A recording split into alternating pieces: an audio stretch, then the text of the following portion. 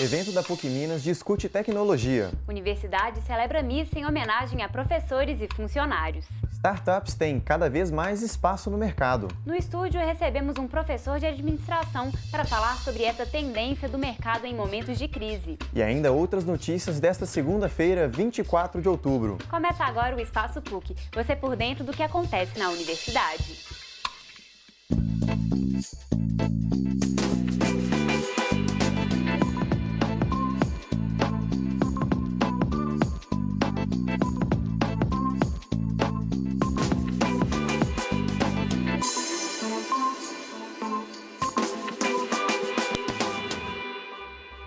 Olá, boa tarde. Falta uma semana para o fim das inscrições do vestibular da PUC Minas. Fique atento. Para fazer a inscrição é só acessar o site pucminas.br.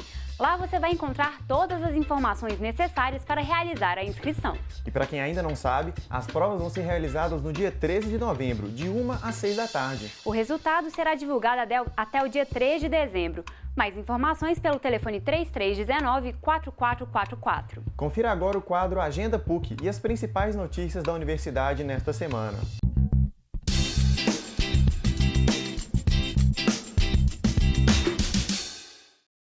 A solenidade em comemoração aos 30 anos do curso de Ciência da Computação vai ser no próximo sábado, dia 29, às 9h30 da manhã, no Teatro João Paulo II, Prédio 30, Campus Coração Eucarístico. A programação do evento conta com um momento espiritual e uma apresentação cultural. Em seguida, tem a abertura oficial com a coordenada do professor Lúcio Mauro Pereira, diretor do Instituto de Ciências Exatas e Informática, o ICEI. Haverá homenagens a professores, funcionários, técnico-administrativos e alunos, exibição de vídeo comemorativo e coffee break. Também está prevista uma mesa redonda com representantes de 5 turmas que já completaram 25 anos de formatura. Ao final, haverá plantio de árvores. A editora PUC Minas lança nesta quarta-feira, dia 26, a partir das 6 horas da tarde, no Espaço Cultura e Fé, o livro Por Mãos Alheias, Uso da Escrita na Sociedade Colonial, que aborda a escrita mediada no Brasil Colônia. O livro busca também mostrar como sujeitos iletrados colocaram no papel suas representações da realidade. Através do ditado e utilizando mãos alheias, os personagens traçaram as linhas de seus destinos e influenciaram a vida de quem conviveu com eles. O livro de 400 páginas estará à venda na sessão de lançamento, bem como na editora PUC Minas, localizada na rua Dom Lúcio Antunes, número 180, bairro Coração Eucarístico, além dos demais postos de venda da editora, no valor de R$ 45. Até dia 19 de novembro, a exposição Parque Estadual do Rio Preto, do autor Bruno Garzon, poderá ser visitada no Museu de Ciências Naturais da PUC Minas, Campus Coração Eucarístico. As visitas podem ser feitas de terça-feira a sábado, das 9 às 5 da tarde. As imagens da exposição foram feitas durante visitas realizadas nos meses de maio de 2015 e 2016. O Parque Estadual do Rio Preto fica a 70 quilômetros de Diamantina, no Vale do Jequitinhonha, e conta com cobertura vegetal de cerrados, matas de galeria e campos rupestres, onde existe uma grande diversidade de animais e plantas, que atraem turistas e pesquisadores de todo o país. Com o tema Ciência Alimentando o Brasil, a segunda edição do CIPUC reuniu alunos e professores das diferentes áreas de engenharia, aqui no campus Coração Eucarístico. A Nicole Lima traz mais informações para a gente. O objetivo do evento é promover a atualização científica e profissional em assuntos relacionados à engenharia, discutindo as novas tecnologias que contribuem para o desenvolvimento sustentável. O IPUC envolve aqui as engenharias, então é o instituto responsável pelos cursos de engenharia que a gente tem aqui, controle de automação, mecatrônica, mecânica, elétrica, eletrônica, energia, aeronáutica, produção, diversas áreas. O CIPUC é o segundo ano que ele está sendo realizado e a gente teve um crescimento muito significativo em relação ao ano passado, né? Com relação ao número de artigos, com relação ao número de participantes, e a gente espera que e os nossos alunos aproveitem muito bem tudo isso. E o congresso é muito interessante porque tem atividades muito que agregam mesmo ao nosso currículo. O CIPUC faz parte da Semana Nacional de Ciência e Tecnologia. A programação divulgada em todo o Brasil proporciona a oportunidade de múltiplos espaços para o compartilhamento de experiências. Toda a engenharia ela é fundamentada em 3 pilares, o que a gente chama de ensino, pesquisa e extensão. E a gente precisa trabalhar no sentido de fortalecer cada um desses pilares. Então, o evento está fortalecendo a área de pesquisa, que é extremamente importante para o desenvolvimento do ser humano, né? Através das pesquisas que são desenvolvidos novos produtos, novas soluções. Então, a gente faz questão de implantar dentro dos nossos alunos, né, esse espírito de pesquisador, de procurar novas soluções, de procurar inovar, né, porque essa é realmente a maior importância da engenharia no mundo. Eu tenho um interesse em dar uma continuidade na minha vida acadêmica, eu não quero concluir apenas aqui na graduação. Um envolvimento que inspira quem faz da engenharia uma proposta de ensino. Eu gosto de ver no rosto dos meus alunos a vitória, eu gosto de ver a satisfação de estarem desempenhando uma profissão que é maravilhosa, uma profissão que o mundo depende da engenharia. A PUC Minas prestou uma homenagem aos professores e funcionários da universidade. Pois é, Giovana, na semana passada foi celebrada uma missa em ação de graças nesse sentido. Confira. A homenagem foi feita por causa da comemoração dos dias dos professores e funcionários, fundamentais na universidade. Essa celebração é um momento em que a gente agradece a Deus por 2 forças vivas dentro da universidade, sem as quais a universidade jamais poderia existir, que são os docentes, cujo dia do professor nós celebramos há poucos dias, e também os funcionários técnico-administrativos. Nós criamos o Dia do Funcionário perto do Dia do Professor e, portanto, nós estamos agora no espírito de oração, agradecendo a Deus pelos professores e funcionários da PUC Minas. Isso é muito importante porque faz melhor o nosso coração e, sobretudo, nos faz mais comprometidos com a universidade. Os participantes agradeceram a iniciativa da PUC Minas. Eu acho que muito mais do que um dia de agradecimento aos professores, eu me sinto numa forma de agradecer a forma que os professores, alunos e funcionários são tratados pela instituição. Dentro da fé cristã e católica, a Eucaristia é um momento de identidade e de identificação e, ao mesmo tempo, um momento de comunhão e de reunião. Então, por todos esses motivos, pela identificação a partir de uma ideia transcendental e pelo que favorece a comunhão entre todos, acho que a ideia da Eucaristia para funcionários e professores e também alunos, logicamente, é algo essencial para a vida da universidade. Se há o agradecimento de um lado, por outro, existe a motivação de quem tem observado bons resultados. Reconhecer o trabalho deles significa estimulá-los, significa aplaudi-los e significa dizer, olha, caminhe adiante, né? Cumprindo a sua missão, o que faz com que a universidade também cumpra a sua própria missão. O Espaço PUC vai agora para um rápido intervalo. No próximo bloco, você vai saber mais sobre o mercado das startups. No estúdio, vamos receber o professor de administração, Walter Marinho, para explicar como o cenário de crise pode favorecer o surgimento de novos empreendimentos. É daqui a pouco, não saia daí.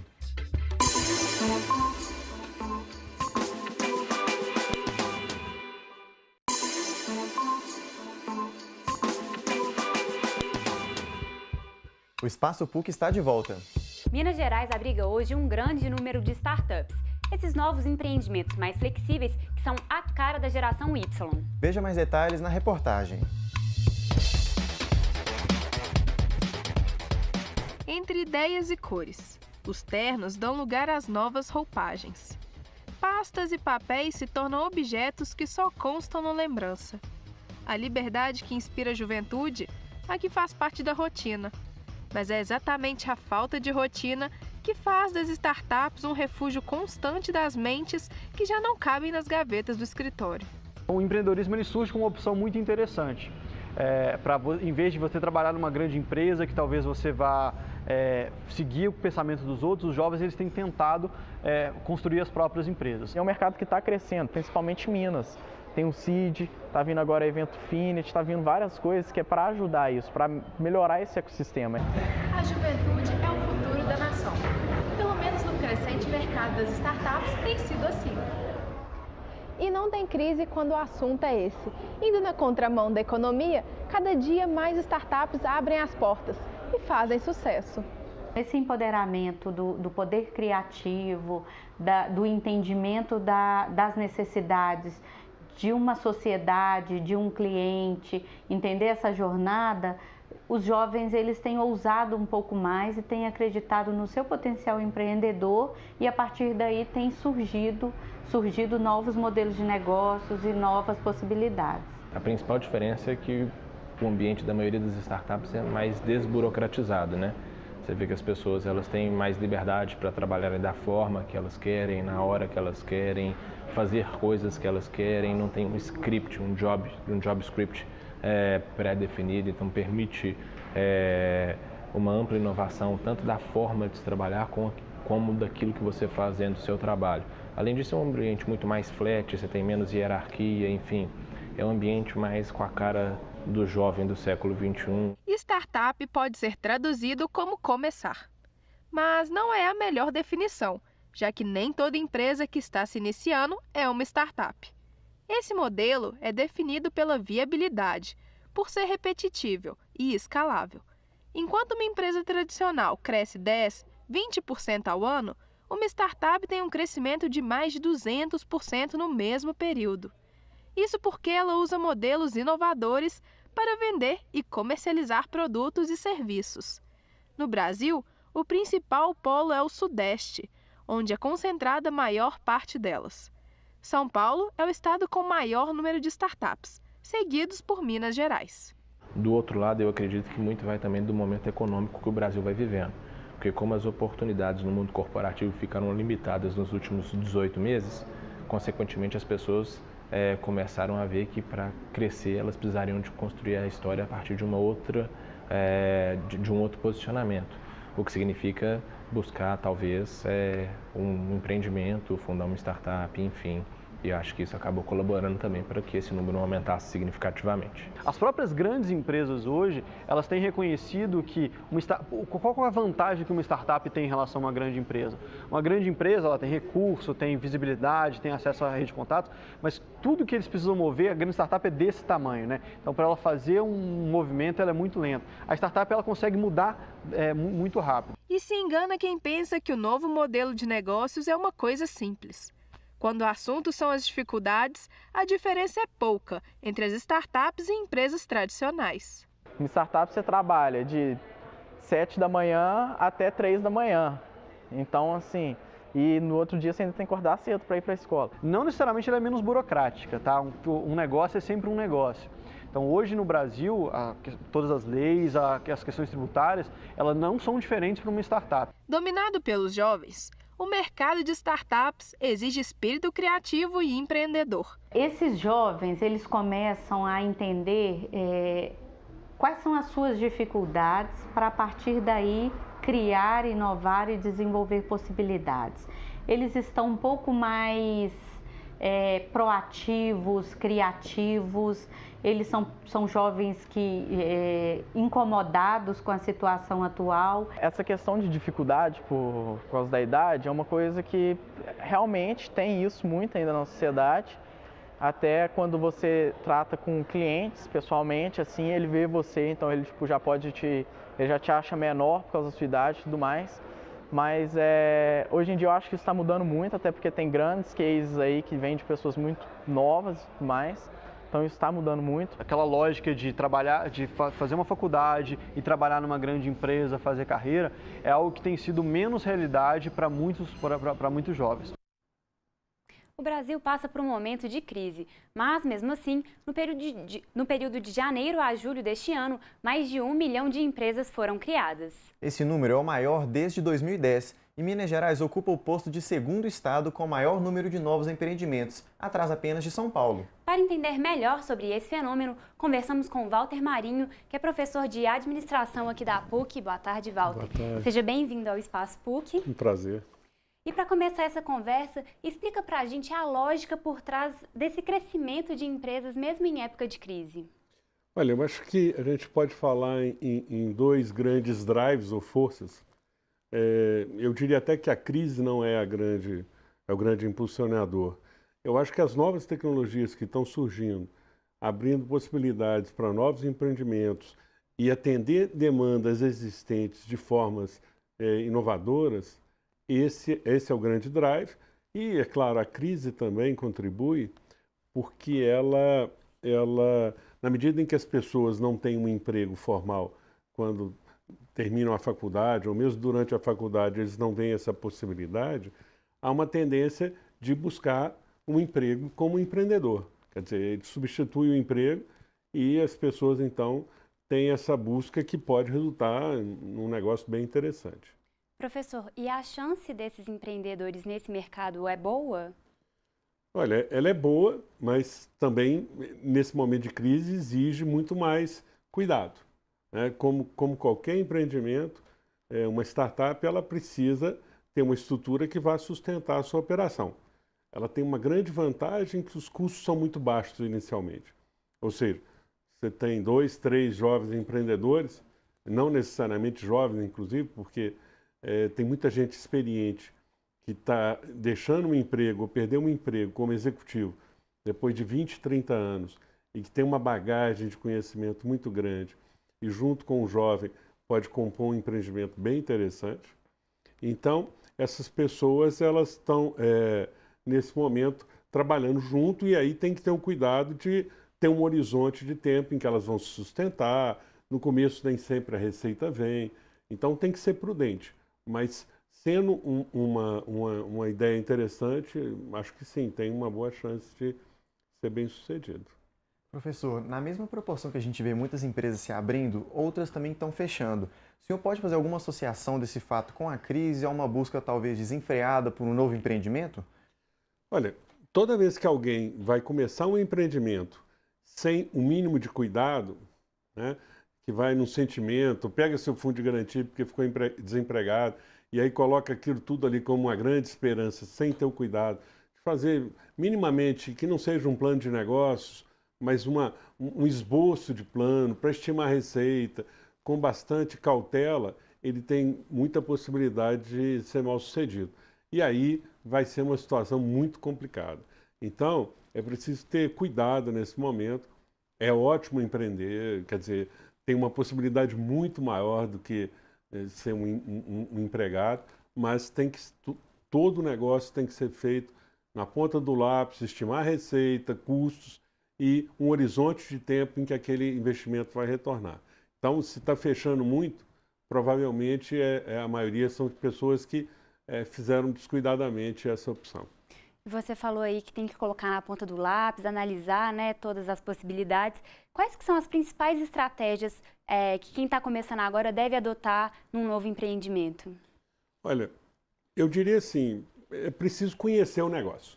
Então, se você vai fazer um empreendimento em TI, ou em biotecnologia, ou o que seja, quer dizer, o empreendedor precisa ter um conhecimento específico da área, ou um sócio que conheça, por exemplo, eu estive lá no CID, e esse caso exato era esse.